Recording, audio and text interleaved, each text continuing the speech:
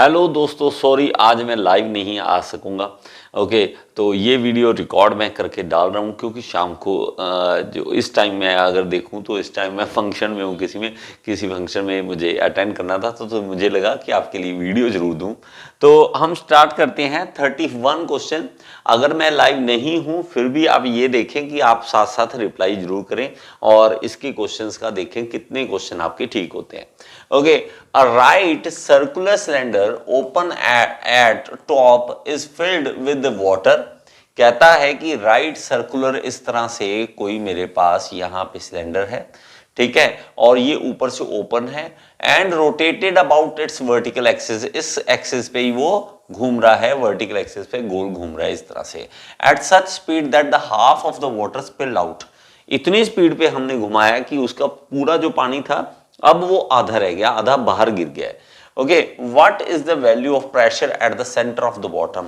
तो जब आपने देखा होगा पानी घूमता है, जब आधा बाहर निकल जाता है, सेंटर में आपने देखा होगा कि वहां पे एक अलग सा एरिया, छोटा एरिया दिखेगा आपको, पानी बाहर की ओर, बीच में खाली दिखता है ना आपको। ये चीज आपने बाल्टी में पंगे लेके देखे होंगे, ठीक है, वो आपने बकेट में पानी में हाथ घुमाते हो जब आपने देखा होगा ये।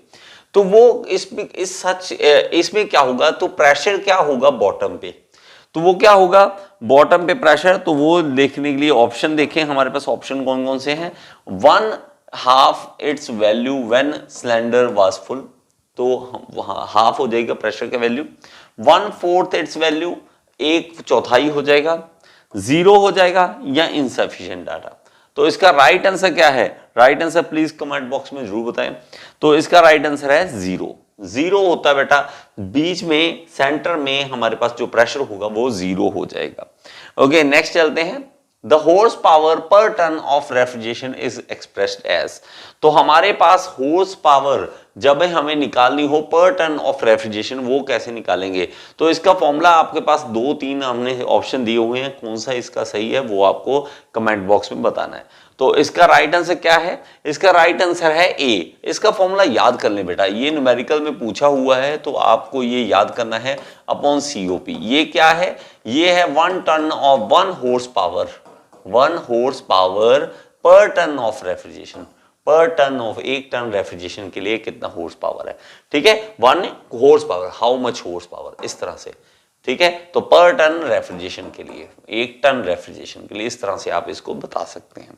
Okay, which of the following statement is correct regarding an impulse turbine, impulse turbine के रिगार्डिंग इसमें से कौन सी स्टेटमेंट जो है वो सही है। The steam is initially compressed in nozzle from low pressure to high pressure, the steam is initially expanded in the nozzle from low pressure to high pressure, the steam is initially compressed in nozzle from high pressure to low pressure, या last है steam is initially expanded in the nozzle from high pressure to low pressure। तो इसका right answer जल्दी से दे। तो हमारे पास option देखो, steam क्या है, कंप्रेस हो रही है नोजल में। अब नोजल की शेप देखो किस तरह से, वो क्या कह रहा है, नोजल है, नोजल कौन सी नोजल है, ये स्टीम टरबाइन की बात कर रहा है, इंपल्स टरबाइन की बात कर रहा है। यहां पे इंपल्स टरबाइन इस तरह से हम दिखा देते हैं कि ये इंपल्स टरबाइन है, ठीक है, सॉरी इंपल्स टरबाइन है इस तरह से। तो इसके केस में हमारे पास पूछा गया है, तो कमेंट बॉक्स में जरूर बताओ बेटा, जल्दी से, क्विक क्विक, ठीक है। सभी इस तरह से सोचो कि लाइव चल रहा है, ये मत सोचना कि लाइव नहीं चल रहा, सर लाइव नहीं आज तो लाइव हूं, एक तरह से ये सोच के चलें, ऐसा नहीं कि लाइव नहीं हूं।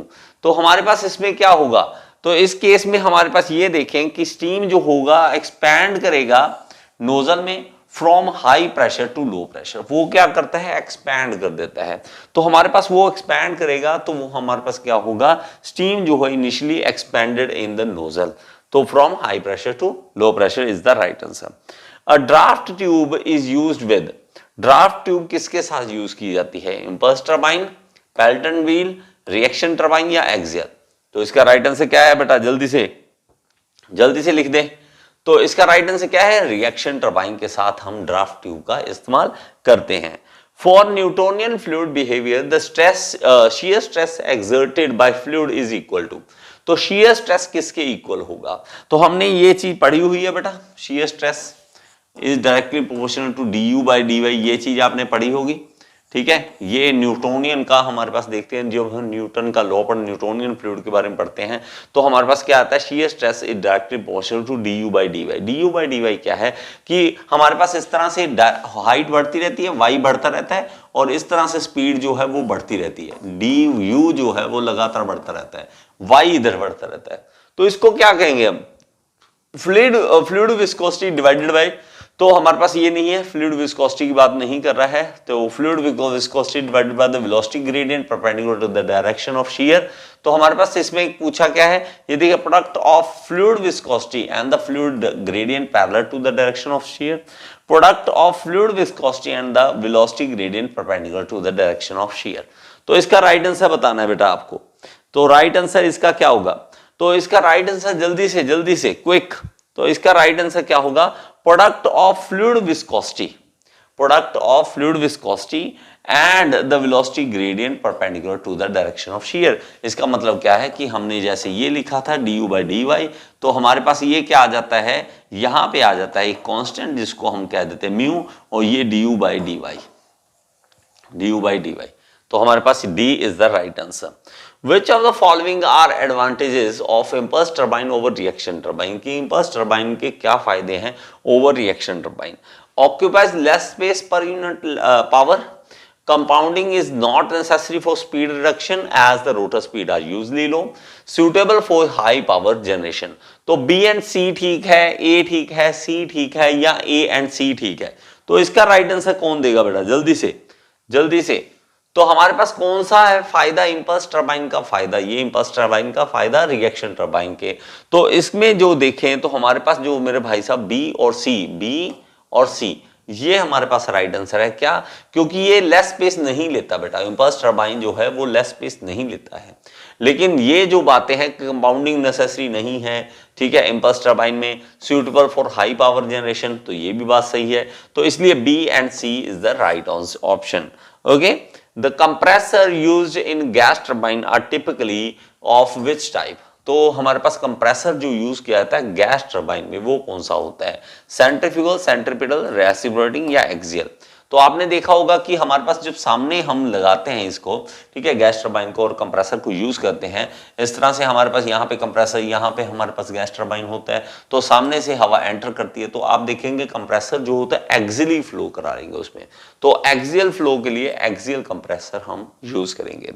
ओके, 38 का देखें, Which turbine is also called as a propeller turbine? Propeller turbine किसे कहते हैं? प्रोपेलर टरबाइन भाई साहब आप में से किसी को पता है राइट आंसर, जल्दी से बताएं, ठीक है, जल्दी से कमेंट बॉक्स में बताते रहें, ठीक है, जल्दी से बताते रहें ताकि आगे बढ़े।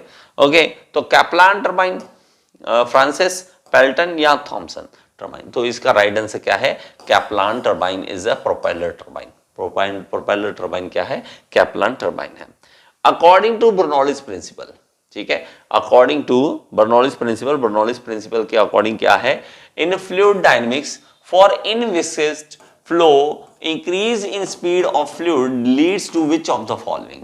तो फ्लूइड की जब स्पीड बढ़ती है, फ्लूइड की क्या बढ़ेगी, स्पीड, तो उसके कारण क्या होगा, इंक्रीज इन प्रेशर एंड और increase in fluids potential energy. तो हमें ये चीज तो पहले ही मैंने पूरा इसके बारे में समझाया हुआ है कि काइनेटिक एनर्जी, पोटेंशियल एनर्जी और प्रेशर एनर्जी, तीन चीजों का मेल होता है, तीन चीजों का सम होता है। बर्नौलीज इक्वेशन में हम एनर्जी का देखते हैं, तो इसमें अगर कहता है कि इंक्रीज इन स्पीड, एक चीज बढ़ेगी तो बाकी कम होगी, एक चीज बढ़ाओगे तो भाई साहब इसको कम होना पड़ेगा, इसको भी कम होना पड़ेगा।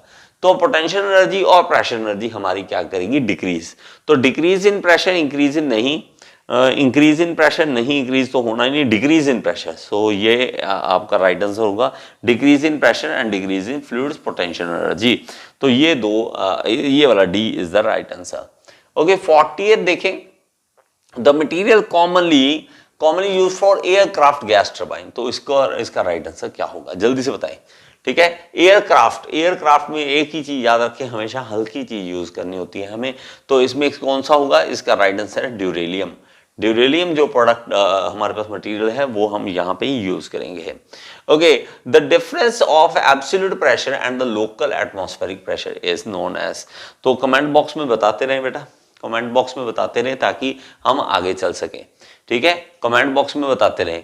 तो डिफरेंस क्या है, डिफरेंस क्या है, ठीक, डिफरेंस किस किस में, absolute pressure and local atmospheric pressure. देखिए हमारे पास जो होता है, एक होता है भाई साहब हम जिसको नकली जीरो मानते हैं कि इसके ऊपर का हमारे पास क्या होता है, positive gauge pressure, positive gauge pressure, ठीक है, इस तरह से देखते हैं। और एक होता है असली जीरो जिसको हम एब्सोल्यूट जीरो कह देते हैं, एब्सोल्यूट, ठीक है, एब्सोल्यूट। तो यहां से जब ऊपर की ओर उठते हैं, इस तरह से ऊपर की ओर जाते हैं, तो हमारा वो वैल्यू क्या होती है, एब्सोल्यूट। इससे नीचे आते हैं जब वो होते हैं नेगेटिव। तो इन दोनों का डिफरेंस पूछा क्या है, absolute pressure and local atmospheric pressure.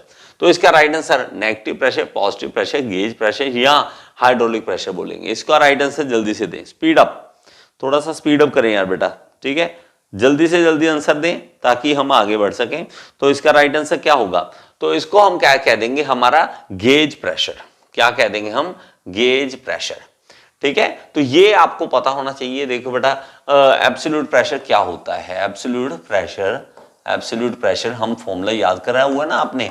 तो एब्सोल्यूट प्रेशर क्या होता है, इक्वल टू होता है हमारे पास gauge pressure plus, gauge pressure plus atmospheric pressure, यही होता है प्रेशर। अगर इसको इधर ले आओगे तो एब्सोल्यूट माइनस एटमॉस्फेरिक, ये कर देंगे एब्सोल्यूट माइनस, तो ये क्या बन जाएगा, गेज प्रेशर, गेज प्रेशर।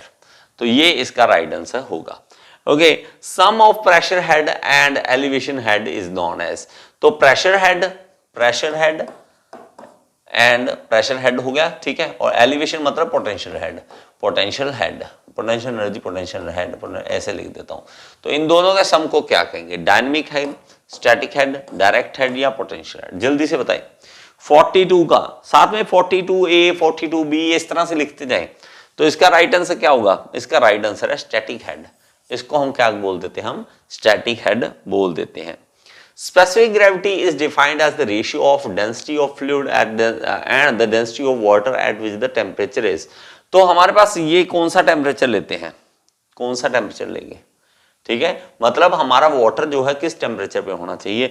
तो आपको दो जगह ये क्वेश्चन पूछे जाते हैं इसी तरह से, इस तरह से क्वेश्चन पूछेगा या पूछेगा वाटर की मैक्सिमम डेंसिटी कितने टेम्परेचर पे होती है। तो हमारे पास 4 degree is the right answer, 4 degree centigrade is the right answer. Okay, next चलते हैं।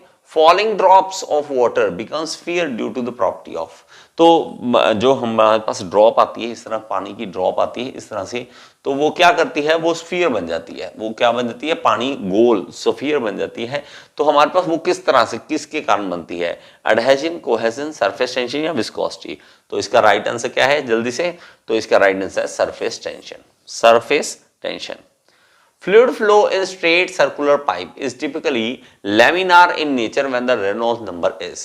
laminar कब होती है, ये आपको याद होना चाहिए।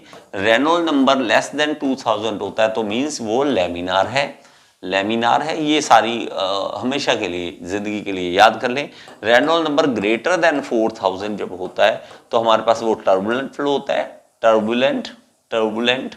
और इन दोनों के बीच में हो, 2000 से ज्यादा हो, 2000 से ज्यादा हो रेनॉल्ड नंबर, या 4000 से कम हो, तो हमारे पास वो क्या होता है, ट्रांजिशन फ्लो, ट्रांजिशन।